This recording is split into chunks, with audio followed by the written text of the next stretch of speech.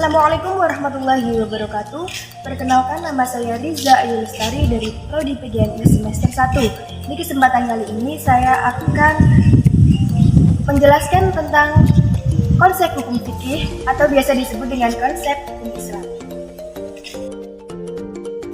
Sebelum lanjut ke konsep hukum fikih, terlebih dahulu kita harus mengetahui pengertian dari fikih sendiri. Fikih menurut bahasa yaitu pemahaman ataupun pengetahuan. Sedangkan menurut istilah, fikih adalah mengetahui hukum-hukum syariah yang bersifat amaliyah dan dikaji dari dalil-dalil yang terperinci. Yang selanjutnya yaitu adalah konsep hukum fikih ataupun konsep hukum Islam. Konsep hukum fikih atau konsep hukum Islam terbagi menjadi 3. Yang pertama yaitu hukum syara, yang kedua hukum taklifi, dan yang terakhir hukum wadi. Hukum syara merupakan kitab Allah ataupun kalam Allah yang berhubungan dengan perbuatan mukallaf, baik berupa iqtida, tuntutan, takhyir, pilihan, ataupun wadi.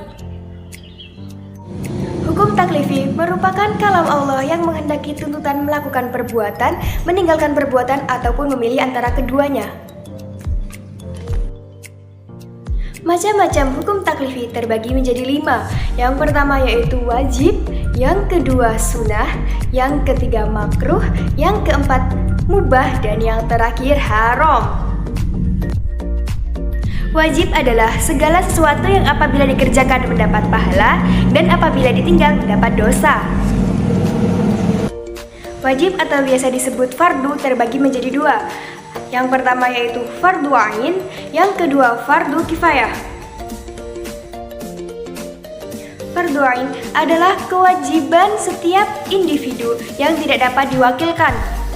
Salah satu contohnya adalah salat fardu 5 waktu, yaitu subuh, zuhur, asar, maghrib, dan isya. Fardu kifayah adalah kewajiban yang apabila dikerjakan salah seorang muslim, maka gugur kewajiban bagi muslim yang lainnya. Contoh dari fardu kifayah yaitu salat jenazah. Sunnah merupakan segala perbuatan yang apabila dikerjakan mendapat pahala dan apabila ditinggal tidak akan mendapat apa-apa. Sunnah terbagi menjadi 2, yaitu sunnah ghairu muakkad dan sunnah muakkad. Sunnah ghairu muakkad yaitu sunnah yang tidak terlalu dianjurkan. Sunnah muakkad adalah sunnah yang dianjurkan. Contoh dari sunnah ghairu muakkad yaitu mendoakan orang yang bersin. Contoh sunnah muakkad yaitu sholat tahajud. Makruh adalah segala perbuatan yang apabila dikerjakan tidak mendapat apa-apa dan apabila ditinggal akan mendapat pahala. Makruh terbagi menjadi 2, yaitu makruh tahrim dan makruh tanzih. Makruh tahrir merupakan perbuatan yang terlarang yang ditetapkan oleh dalil yang mengandung multitafsir. Contoh dari makruh tahrir yaitu sholat sunnah mutlak, yaitu sholat setelah sholat subuh dan sholat setelah sholat asar. Makruh tanzih adalah perbuatan terlarang yang tanpa adanya dosa tetapi menyalahi adab. Contohnya yaitu makan sambil berdiri. Mubah adalah segala sesuatu yang apabila dikerjakan tidak mendapat apa-apa dan apabila ditinggal juga tidak mendapat apa-apa. Mubah terbagi menjadi 3. Yang pertama yaitu mubah apabila dikerjakan tidak mendatangkan mudorot. Contohnya yaitu seperti berpakaian, minum, makan, seperti itu. Mubah yang kedua yaitu apabila dikerjakan tidak mendatangkan mudorot, tetapi hukum asalnya yaitu haram. Contohnya yaitu seperti makan daging babi pada keadaan darurat. Mubah yang ketiga yaitu mubah yang apabila dikerjakan akan mendatangkan kemudorotan dan tidak boleh menurut syara. Namun Allah memaafkan pelakunya sehingga perbuatan tersebut dihukum mubah. Contohnya yaitu menikahi 2 orang wanita yang bersaudara sekaligus. Haram merupakan segala perbuatan yang apabila dikerjakan mendapat dosa dan apabila ditinggal mendapat pahala. Contohnya yaitu seperti mencuri, Hukum wadi merupakan kalam Allah atau kitab Allah yang berhubungan dengan penetapan sesuatu sehingga menjadi sebab bagi sesuatu dan syarat baginya serta penghalang daripadanya. Macam-macam hukum wadi ada 5. Yang pertama yaitu sebab, yang kedua syarat, yang ketiga sah dan batal, yang keempat azimah dan ruksah, dan yang kelima adalah penghalang ataupun mani. Yang pertama yaitu sebab, maksudnya yaitu tanda dari lahirnya sebuah hukum. Contohnya yaitu seperti sudah baliknya seseorang.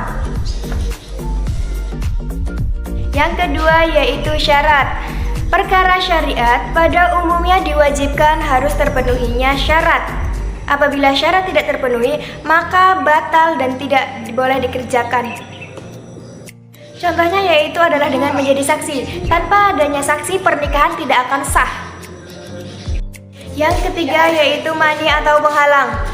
Contohnya seperti seorang anak mendapatkan warisan, tetapi apabila anak tersebut murtad, maka warisan tersebut tidak berhak menjadi milik dia. Nah, murtad tersebutlah yang menjadi penghalang daripadanya mendapatkan warisan tersebut. Yang keempat adalah azimah dan ruksah.